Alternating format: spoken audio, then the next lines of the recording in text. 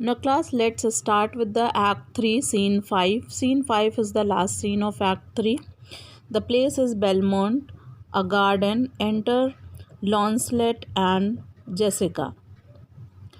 Launcelot, he is a clown. He is or the servant of Shylock. Jessica is the daughter of Shylock. Launcelot is a clown or joker. Yes, truly, for look you, the sins of the father are to be laid upon the children. Therefore, I promise you, I fear you, I was always plain with you, and so now I speak my agitation of the matter. Therefore, be of good cheer, for truly I think you are damned. Launcelot says to Jessica that yes, it is indeed happens that children are punished for the sins of their fathers. Sometimes God gives the punishment to the children just because of the sins of their fathers. So, therefore, I tell you, I am anxious about what may happen to you, Jessica. I have always been honest to you. So, now I tell you about my great fear on this point. Launcelot said, I have some kind of a fear and anger towards you that I tell you, just come on, you cheer up and be happy, because I think that you are destined to be damned after that death. He says that you are just going to have a punishment after the death also. No one will accept you in heaven because the Jessica, she has just became the Christian. Earlier she was the Jew and now she has just become the Christian. That's why Launcelot says to this to Jessica. Jessica, I shall be saved by my husband. He hath made me a Christian. She says, my husband will save me from all the sins and all the things and from all the punishment, because now I have become the Christian. Launcelot, truly the more to blame we were Christians, before, even as many as could well live one by another. This making of Christians will raise the price of hogs. If we grow all to be pork eaters, we shall not shortly have a rasher on the coals for money. Launcelot says that honestly, if I speak you, then there will be more blame on him, because there were enough of us Christians. He says that much blame is just given to your husband only, that enough of the people have become the Christians before he converted you, who could live together. If Christians are increased in this manner day by day, it will raise the price of hogs, means pigs. They used to eat the pig meat. That's why he is saying if everyone will become the Christian, so everyone will start eating the pigs, so the price of the pigs will raise. This is because for if we all become pork eater, pork is the meat of the pig. Pork eater, we will not get at any price. We will not get the pig meat or the pork, a slice of pork to cook over the coal fire. So this way the pork will be in demand. Jessica, I'll tell my husband Launcelot what you say here. He comes. Jessica tells to Launcelot that I will tell everything to my husband. See, he has come here. Enter Lorenzo. Lorenzo is the husband of Jessica. Lorenzo, I shall grow jealous of you shortly, Launcelot, if you thus get my wife into corners. Lorenzo says to Launcelot that if you will talk to my wife like this in corner, I am just feeling jealous of you. Jessica, nay, you need not fear us, Lorenzo. Launcelot and I are out. He tells me flatly, there is no mercy for me in heaven because I am a Jew's daughter, and he says you are no good member of the Commonwealth, for in converting Jews to Christians you raise the price of pork. Jessica says, no, you need not to fear, you need not to worry, Lorenzo, because Launcelot and I had a fight on this matter, because directly he is just saying to me that I will not have any mercy in the heaven. because I am a Jew's daughter. And he says, and I have become the member of the Commonwealth, and I have become the Christian. I have joined the community of the Christianity. Since by converting Jews to Christianity, you increase the price of pork also. He is saying this. Lorenzo to Launcelot. Go in, Sarah, bid them prepare for dinner. Lorenzo says to Launcelot, just go and just tell everyone to be get ready for making the dinner because we all are hungry. Launcelot, that is done, sir. They have all stomachs. Launcelot says to him in a very comic manner. He says, what? No, he says that, sir, because they all are hungry already, the preparation for the dinner is ready. Lorenzo, goodly lord, what a wit snapper are you!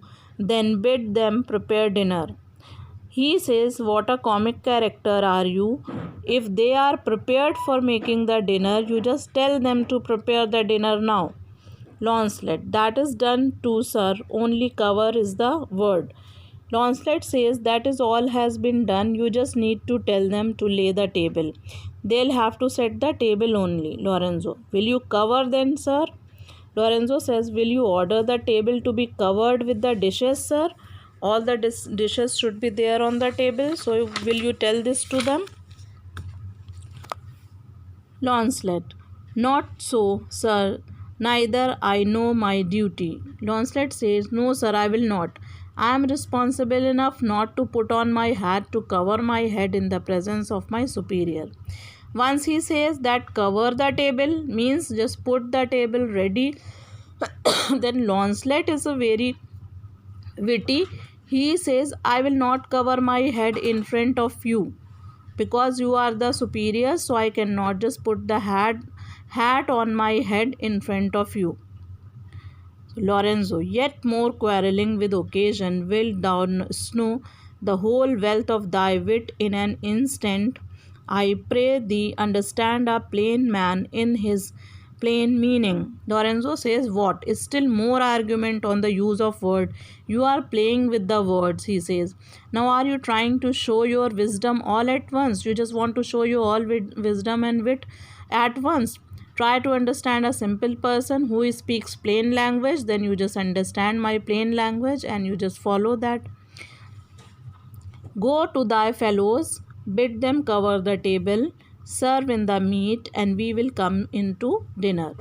Then Lorenzo says, just tell to your all fellow servants that they should just make a table ready and serve the food, and we are just coming to eat.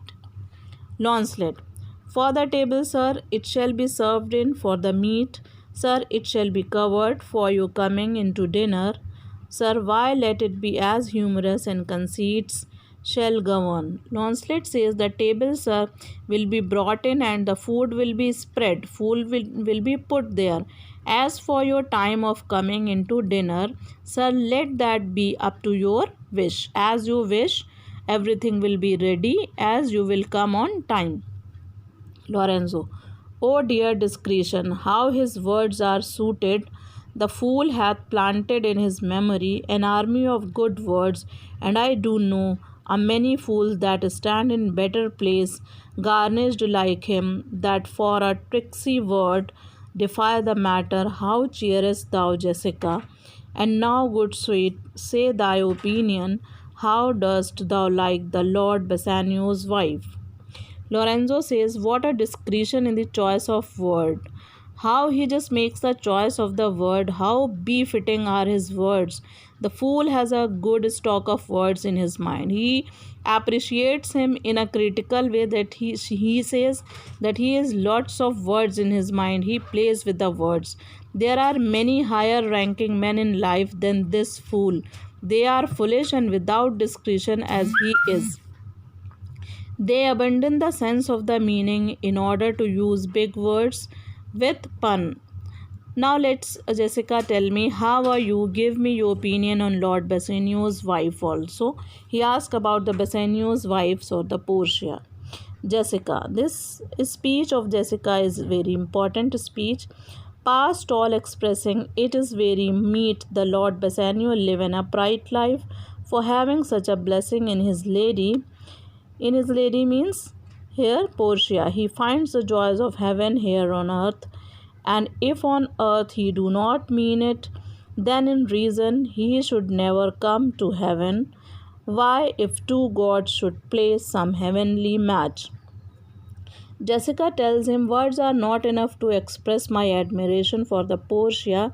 It will be necessary for Lord Bassanio to live an good life since he has such a blessings as a wife of Portia. He has the joys of heaven here on earth only. If he does not value the joy while on earth, he cannot expect to go to heaven to enjoy such joys. Imagine two gods were to play some game of skill and have earthly women as prizes in the contest. She says if two gods are there, just like the for Portia, many of the people were after him. So anyone have got the good woman as a prize in the contest. It has just happened with the Bassanio also. And on the wager lay two earthly women, and Portia won. There must be something else pawned with the other, for the poor rude world hath not her fellow. And she says that if Portia were one of the two, there would have to be some more value added to the other woman, or else the stakes would be unequal. For this whole poor world does not have Portia's equal. Means in the whole world, no other girl, no other lady is just comparable or equal to Portia's, because Portia, she has the good quality in her character. Bond means here the pledge.